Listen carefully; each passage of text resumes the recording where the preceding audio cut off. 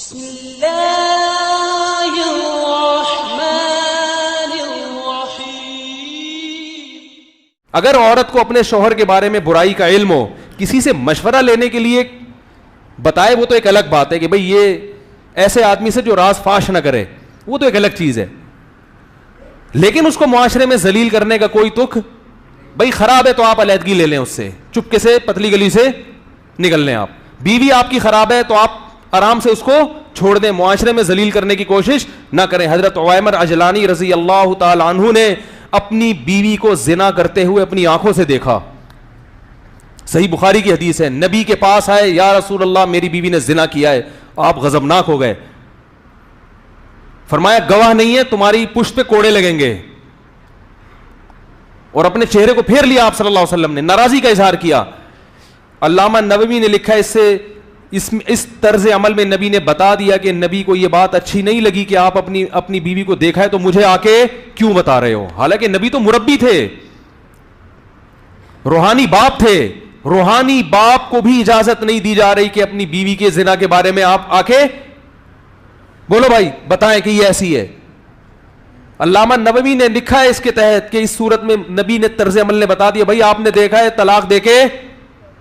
بولو بھائی چپکے سے، اس کے راز کو فاش نہ کرو، فارغ کر دو۔ بھائی نہیں، لوگ پوچھیں کیا مسئلہ، بھائی ہماری نہیں بن رہی تھی آپس میں، ختم، بھائی نہیں بن رہی تھی، کیونکہ اگر اس سے برائی ہوئی ہے تو توبہ کا آپشن بھی ہے کہ نہیں ہے، یہ توبہ کا دروازہ بند ہو گیا، بھئی آپ کو اعتماد ختم ہو گیا، عورت کو بٹھائے، بولے بھائی دیکھو میں نے یہ دیکھا ہے، اب میں تم پہ الزام، تم مل پہ الزام، اس سے بہتر ہے کہ ہم کیا کر لیں، کنارہ کشی اختیار کر لیں۔ اسی طرح خواتین اپنے شوہر پہ جو الزام لگاتی ہیں، زنا کر رہا ہے، فلانا کر رہا ہے، میں کہتا ہوں بھائی دیکھو کر رہا ہے، برا کر رہا ہے، مشورے کے لیے آپ نے فون کیا، میں نام نہیں بتانے دیتا ان کو، اپنے شوہر کا نام بتا، میرے سامنے راز نہ فاش ہو کسی کا۔ ہاں کوئی بہت بڑا فسادی ہو معاشرے میں، کچھ اس طرح کے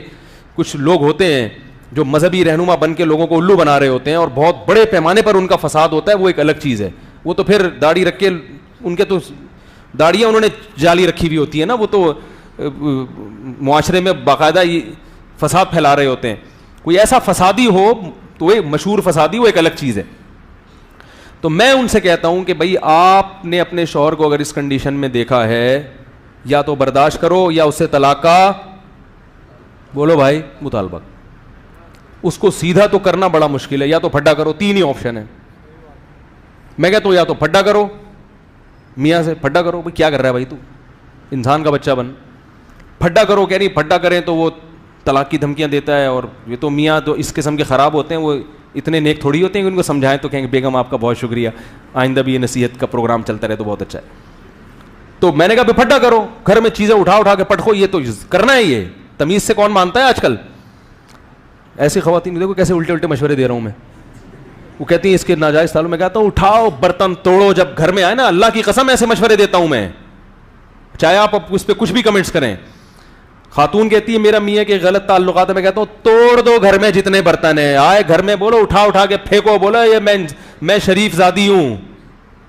بچوں پہ کیا اثر پڑے گا جب ان کو پتا چلے گا، یہ گھر میں برداشت نہیں ہوگا، توڑو پھوڑو، یہ کرو، ایسی کی تیسی روٹ کے چلی جاؤ۔ اور اگر یہ نہیں ہو پا رہا آپ سے، آپ میں دم نہیں ہے توڑنے کا برتن، کانپ رہی ہیں آپ، ہمت ہی نہیں ہے، تو پھر کیا کرو بھائی؟ بسوں کے پیچھے لکھا ہوتا ہے تپڑ ہو تو پاس کرو ورنہ برداشت کرو، لکھا ہوتا ہے نا۔